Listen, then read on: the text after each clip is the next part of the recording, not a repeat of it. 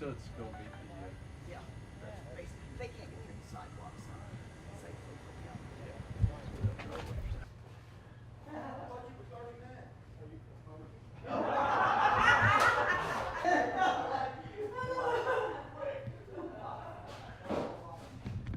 whiz. It was about 40 inches. 40 inches. 40 inches. Yeah. But you had, the first line is where it was before, down below? That first line is where? 18 inches, however that is. And they cut above it a little bit. Sealed to the nth degree. Yep. And even then, it'll do it underneath. So then it lifts underneath the stone and eventually pops.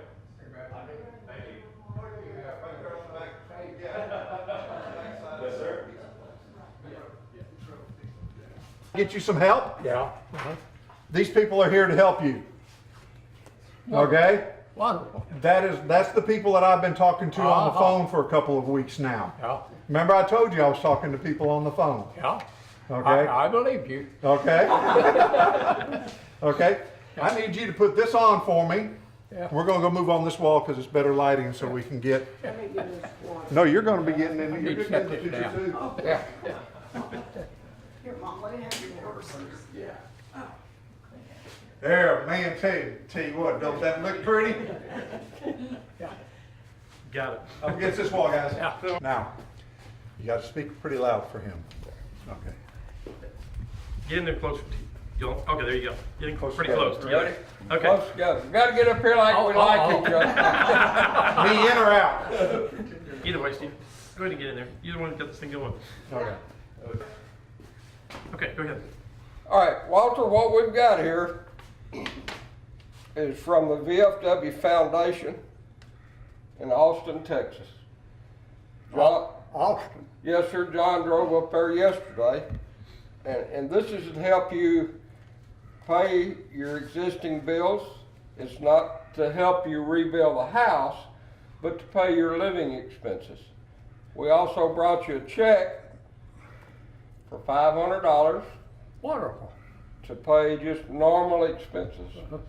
Wonderful. All right, and once we get this done, you can give me those copies of the bills and give this back to me, and we'll get it expedited, and we can get up to another $2,500 to help out. All right, so that's all from the Texas VFW Foundation and the Department of Texas. Yeah, oh, that's great. And we got From our VFW post 4709 here in Conroe is this check from the foundation is for $500, and we're going to add another 3 to that. So we'll be giving you 8 today, and then up to 25 more once we get this paperwork taken care of, and I run it back to Austin. Thank Okay. you. All right. Yeah. Awesome. We'll get you back. She's the quartermaster. I'll deal with her. You need to take this back with you. Yeah. This you're the goes. quartermaster, he I said. am. Well, we're just glad we can help you folks. Well, that's just great. That's what this is all about. Okay, is helping these folks. Yeah. You have a 93-year-old World War II veteran.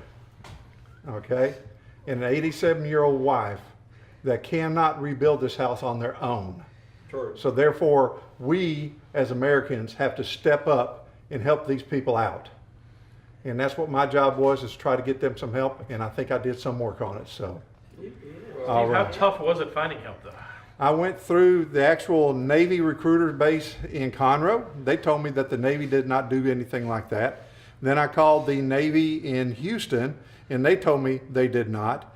And I kind of was a little upset because he was a World War II veteran off of the aircraft carrier San Marcos Island. Marcos Island. CME 77. Okay, which is one of the lighter aircraft carriers that went through the Philippines and everything. And I'm thinking, why can't somebody step up and help these folks? He's a World War II living veteran. When the Navy wasn't able to help us, I reached out to Floyd, and I knew Floyd from a long time ago when he was with the constable, okay? And he decided that the VFW Hall in Conroe would be able to help, and we went from there. Stuart, Floyd, tell me what it takes to get some help. I mean, you've been around Conroe, you know this area well.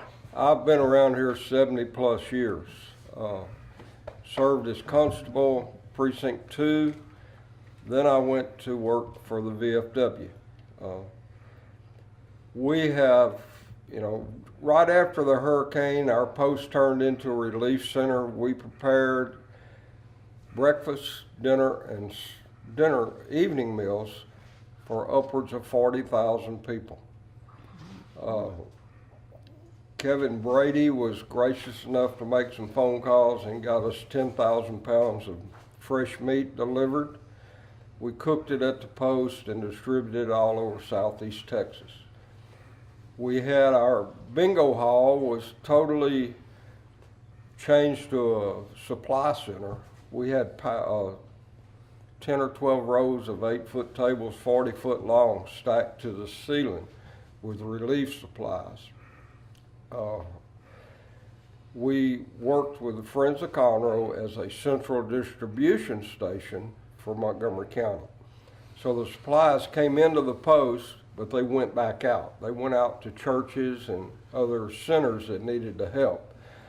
That lasted over a week. We sent supplies all over Texas. We got supplies in from Dallas, Fort Worth area, Rednecks with Paychecks, their big 4-wheel drive off the road club. They rolled in and they brought some high water vehicles with them, and they went on to Beaumont area, but they left about 2 tons of supplies with us. I loaded my truck and drove over to Bridge City, Texas, and carried nearly 1,000 pounds of cooked meat. How hard was it to put something together for this? For these folks? For these folks. We went to the foundation in Austin. John drove up there, talked to them, and they immediately gave us a check for $5 and the paperwork to do the $2,500. Our post will give them $300 out of our relief funds, and we're still working. I'm not through yet. I've contacted or sent a message to the J.J. Watts Foundation, see if they can help. Haven't heard back from them, and I want to reach out to Mattress Mac. Appreciate it, sir. Very good. Say something, he's recording, boy. Oh, come There on. you go. Okay. What do you think about this?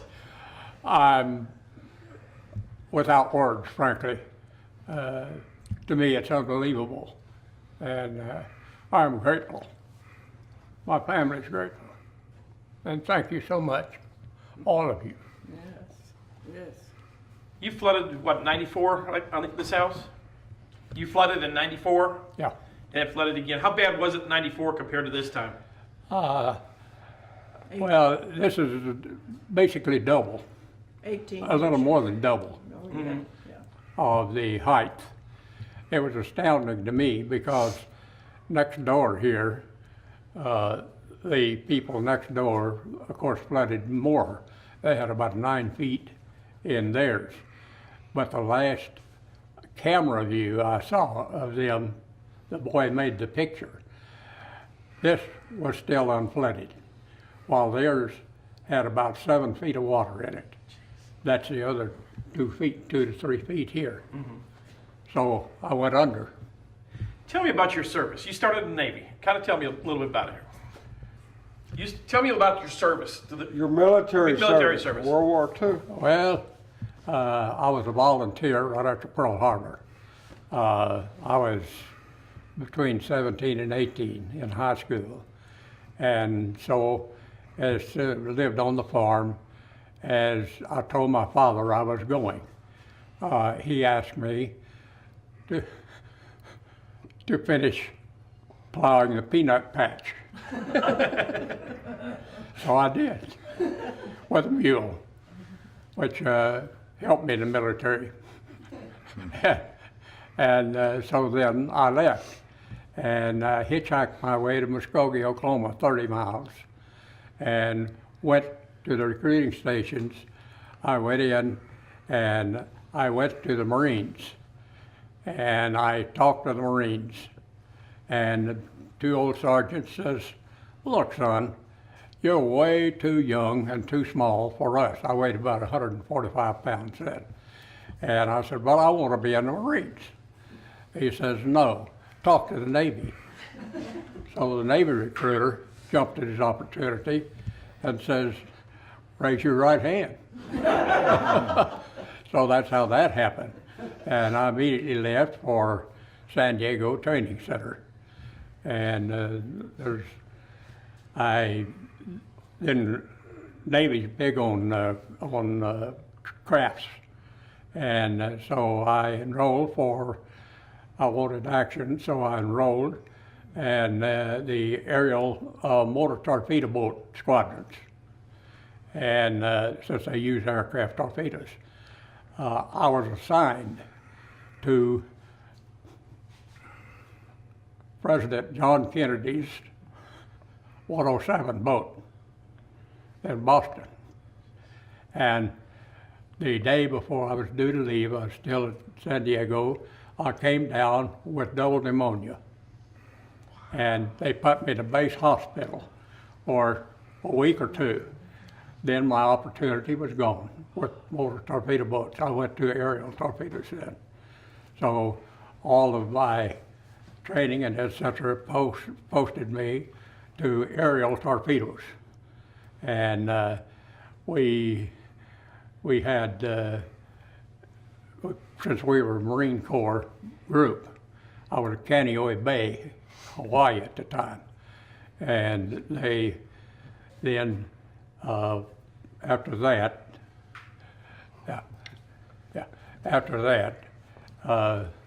let's see, what the hell did it do with me?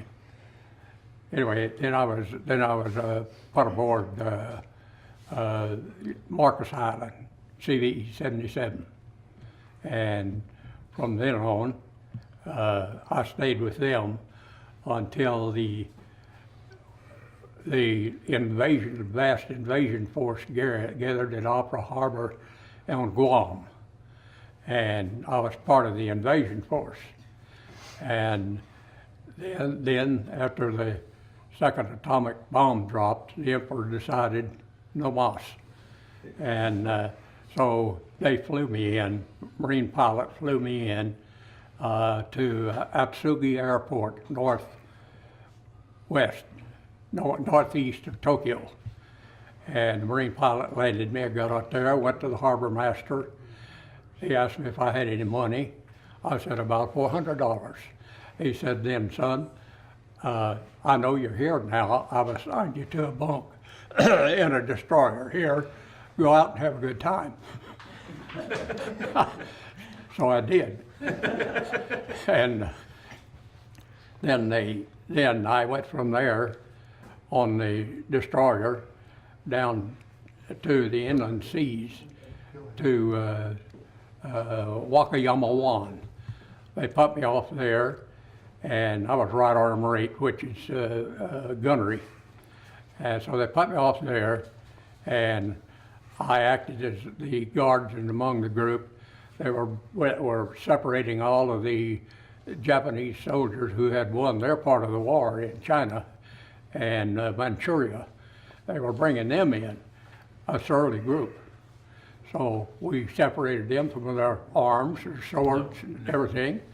And we got through doing that. They assigned them by their prefecture, in other words, counties, by the prefectures, and sent them back home. And then I went from there to Sasebo Bay, down to the south. And Sasebo was full of loose mines, torpedo warheads live, et cetera, sunken submarines, everything else. That was my specialty. I was underwater demolitions man. So, well, it was one of those MOSs, you know, that they hold you over, which they did. That's why it was 6 months later I was able to get back to the States. Now, all the big cruisers and everything were out in the harbor, and I was on this ship, the ATV-16 St. George, which was an aircraft tender. So they called me up and told me, your transportation is ready to take you back to the States and discharge. I look out, I see all these sleek cruisers and so on, and I said, where is it? He said, that one right there. It was an LST. So I spent 18 days, flank speed, 8 knots, on an LST from Sasebo to San Diego. They opened the main gates at the beach, and like rats, we flooded out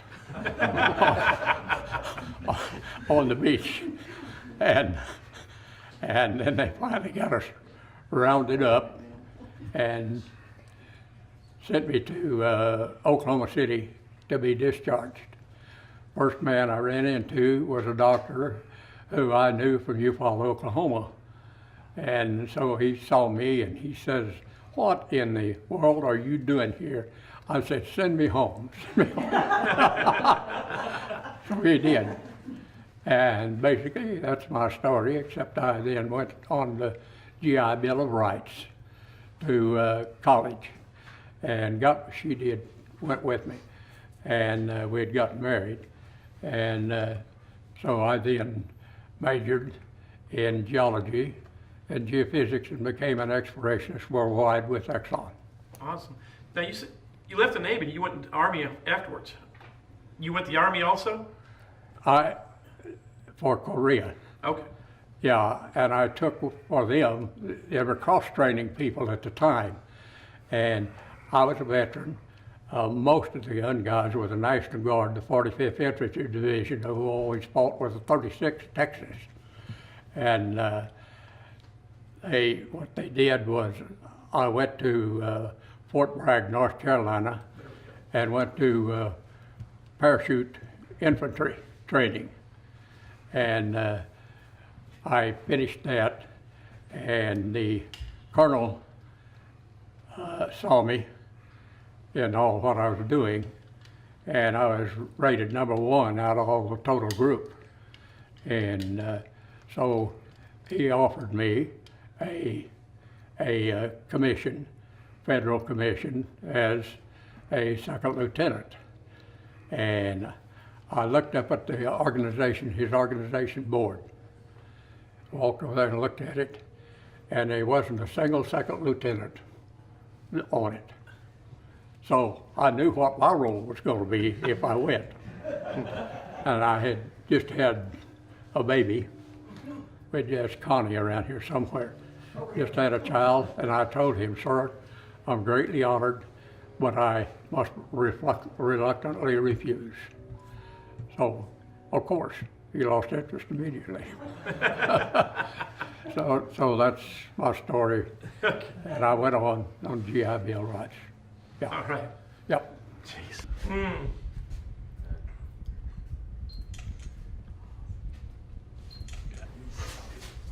Okay, Well, we still have the Conroe up there? yeah. There. Oh, there we go. What we'll do? Probably flooded. Yeah. Yeah, well, Well, I can look it up. I've been finding papers, but I haven't seen that. I got- So we'll get you 800 today. Don't worry about that. Okay. And then Okay. anything current, just a copy of it is all I need. What about, because the paperwork that he's got now. Okay. He's got He's been dedicated, he's dedicated paper holder now. Okay? Scott. Okay. Yeah. Can you get us off? Yes, sir. I've got you. All right, sir. I like what you did.